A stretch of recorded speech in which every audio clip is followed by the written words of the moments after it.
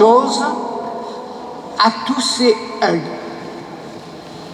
Pourquoi Jésus se répète-t-il sans cesse comme un moulin à parole? Il est conscient qu'il a un héritage à transmettre, un héritage qu'il désire léguer à ses disciples. Il est lucide que tout le vécu avec ses disciples est encore bien fragile. Il s'inquiète pour eux. Il prie pour eux, à qui il dit un dernier adieu. Ils vont bientôt trahir et renier. Pourtant, Jésus leur confie toute la mission qu'il a reçue de Dieu. Ils devront la prolonger dans le temps et dans l'espace.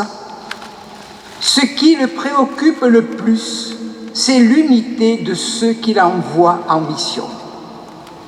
Pour lui, l'unité n'est pas un vague copinage teinté de déclarations d'amour aussi généreuses que superficielles. Dans sa prière, Jésus nous dévoile en quelque sorte le grand dessein de Dieu sur le monde. Que tout soit un, comme toi, Père, tu es en moi et moi en toi. Qu'il soit un en nous, eux aussi, pour que le monde croie que tu m'as envoyé. Jésus nous avait déjà dit d'aimer comme lui. Ici, il nous dit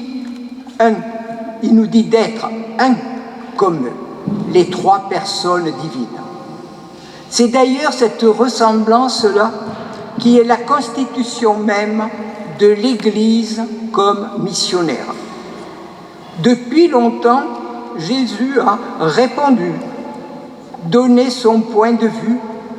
C'est l'unité qui évangélise. Voyez comme ils s'aiment. Devrait-on pouvoir dire des chrétiens, de ceux qui ont la foi, de telle manière que la foi soit attirante, qu'elle soit contagieuse. Mais Jésus ne veut pas pour autant que leur vie se ferme sur eux-mêmes. Cette unité doit être ouverte et non emprisonnée dans le circuit d'une communauté humaine, même fervente et généreuse. Cette unité n'est pas non plus uniformité, mais elle est communion.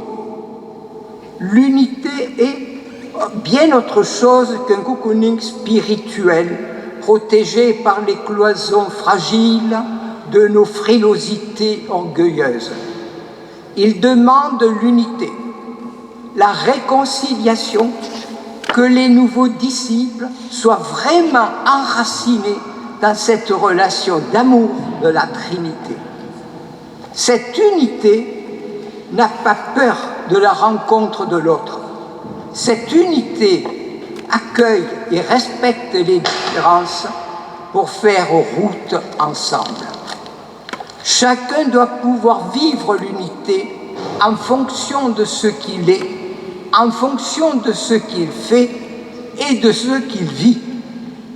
L'illusion de l'unité qui consiste à mettre tout le monde au pas, c'est la définition de la mort.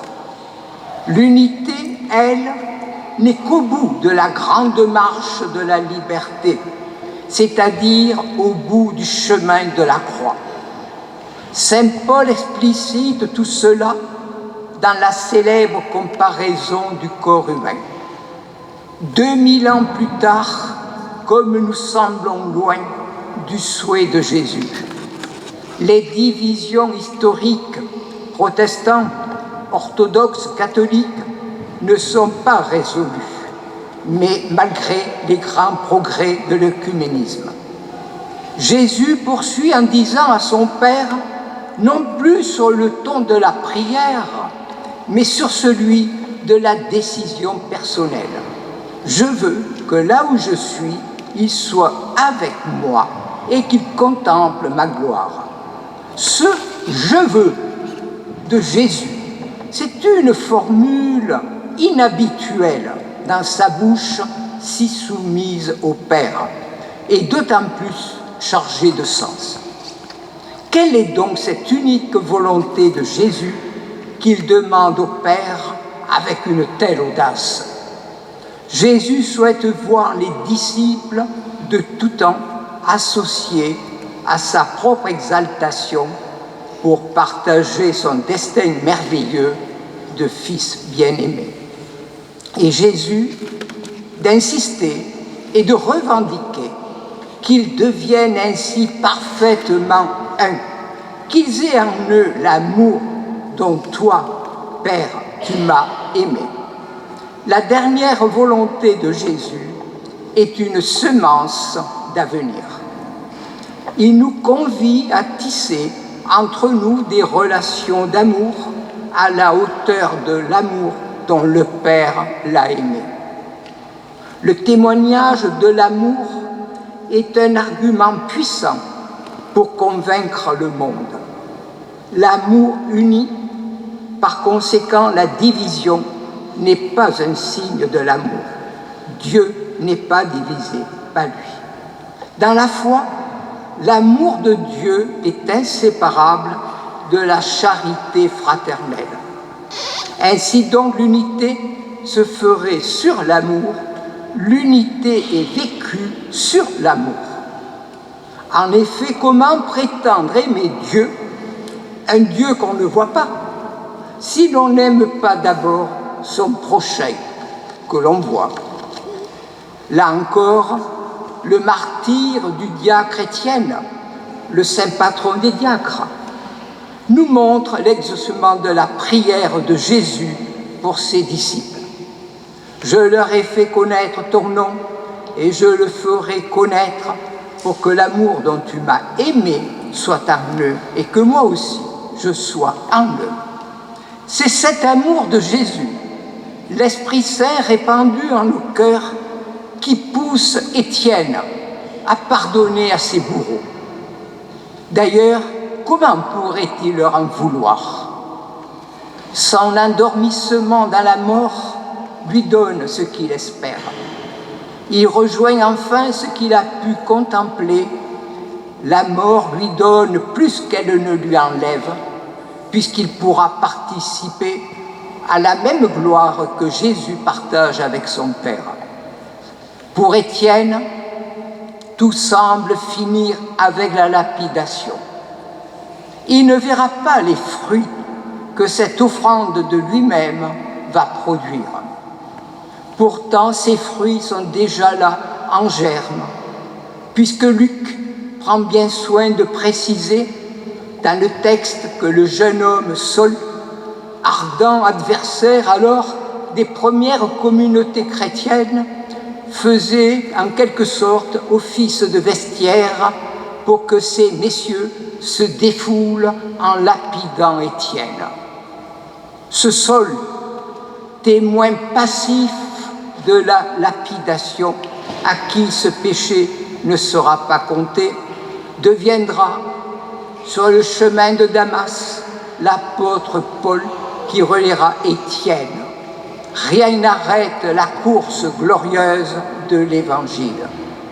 Frères et sœurs, vous les athlètes de Dieu, prenons part à cette course de relais en étant rayonnants et missionnaires, avec le souci de jeter des ponts sur les différences et combler les fossés de l'incompréhension pour tendre toujours plus vers l'unité et vivre Étienne en toutes choses. En ce jour qui nous prépare à la Pentecôte, prions l'Esprit qui l'a soutenu d'être maintenant notre force pour ne rien lâcher sans elle. Demandons-lui le courage de sortir de notre cénacle pour témoigner, de brûler en notre cœur tout ce qui le rend froid, rigide, triste, superficiel, afin de le rendre capable d'accueillir une nouvelle présence du Christ, celle qui nous donne le goût de Dieu et nous accompagne dans sa vie d'éternité. Amen. Et Nilo Unum, en français, et en celui qui est un, soyons un. Telle est la devise de notre Saint-Père, le pape Léon XIV.